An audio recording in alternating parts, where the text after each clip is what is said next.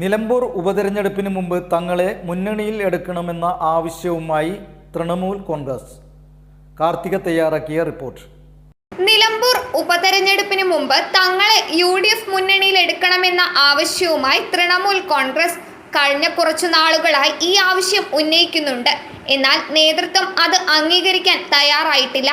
എല്ലാ കാലത്തും UDFന് നിരുപാധിക പിന്തുണ നൽകാൻ തങ്ങൾക്ക് സാധിക്കില്ലെന്നും തൃണമൂൽ കോൺഗ്രസ് നേതാവ് EA സുഗു പ്രതികരിച്ചു. എല്ലാ തവണയും ഏകപക്ഷീയമായ പിന്തുണ കൊടുക്കാൻ സാധിക്കില്ല. ഞങ്ങൾ എടുക്കുന്ന നിലപാട് സാധൂകരിക്കപ്പെടണമെങ്കിൽ മുന്നണിയുടെ ഭാഗമായി നിൽക്കേണ്ടതുണ്ട്. കഴിഞ്ഞ ഒരു മാസത്തിലേറെയായി തൃണമൂലിനെ മുന്നണിയിൽ എടുക്കണമെന്ന ആവശ്യം ശക്തമായി ഉന്നയിക്കുന്നുണ്ട്. നിരുപാധിക പിന്തുണ എന്നും കൊടുക്കുക എന്നത് പ്രായോഗികമല്ല. തൃണമൂലിനെ ഘടകകക്ഷിയായി അംഗീകരിച്ച് മുന്നണിയിൽ എടുക്കണമെന്നത് തങ്ങളുടെ ആവശ്യമാണ്. UDF നേതൃത്വം ഈ ആവശ്യം അംഗീകരിക്കുമെന്നാണ് പ്രതീക്ഷ. ഉപതെരഞ്ഞെടുപ്പ് അടുത്തെത്തി. നേതൃത്വം ഉചിതമായ തീരുമാനം കൈക്കൊള്ളണമെന്ന് EA സുഗു പറഞ്ഞു.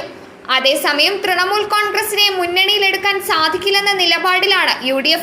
വേണമെങ്കിൽ തൃണമൂൽ നേതാവായ PV അൻവറിന് തനിച്ച് മുന്നണിയിലേക്ക് വരാമെന്നും കോൺഗ്രസ് പറയുന്നു. ദേശീയ തലത്തിൽ കോൺഗ്രസിനെ നിരന്തരം ആക്രമിക്കുന്ന പാർട്ടിയാണ് തൃണമൂൽ കോൺഗ്രസ്.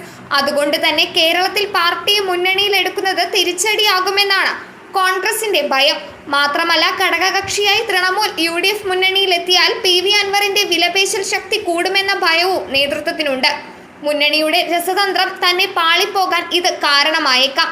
പുറത്തുനിന്നുകൊണ്ട് തന്നെ UDFനെ തൃണമൂലിന് പിന്തുണയ്ക്കാമെന്നും RMPയുടെ ഉദാഹരണം ചൂണ്ടിക്കാട്ടിക്കൊണ്ട് കോൺഗ്രസ് വിശദീകരിക്കുന്നു. അങ്ങനെ പിന്തുണച്ചാൽ വരാനിരിക്കുന്ന നിയമസഭാ തെരഞ്ഞെടുപ്പിൽ അൻവറിനെ പിന്തുണയ്ക്കാമെന്നാണ് UDFന്റെ നിലപാട്. എന്നാൽ ഉപതെരഞ്ഞെടുപ്പിന് മുമ്പ് മുന്നണിയിൽ കയറി പറ്റിയില്ലെങ്കിൽ തന്റെ കണക്കുകൂട്ടലുകളെല്ലാം പാളുമെന്ന ആശങ്കയിലാണ് അൻവർ. കോൺഗ്രസ് മത്സരിക്കുന്ന തവനൂർ അല്ലെങ്കിൽ പട്ടാമ്പിയാണ് അൻവർ അടുത്ത നിയമസഭാ തെരഞ്ഞെടുപ്പിൽ സ്വപ്നം കാണുന്ന മണ്ഡലങ്ങൾ.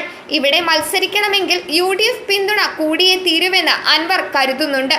അതേസമയം തീരുമാനം നീണ്ടുപോകുന്ന പശ്ചാത്തലത്തിൽ ഏപ്രിൽ 23-ന് PV അൻവർ കോൺഗ്രസ് നേതൃത്വവുമായി കൂടിക്കാഴ്ച നടത്തും. രാവിലെ 10-ന് തിരുവനന്തപുരത്ത് വെച്ചാണ് കൂടിക്കാഴ്ച. ഇതിൽ അന്തിമ തീരുമാനം ഉണ്ടായേക്കുമെന്നാണ് വിലയിരുത്തപ്പെടുന്നത്. News desk മലയാളാക്ഷരം.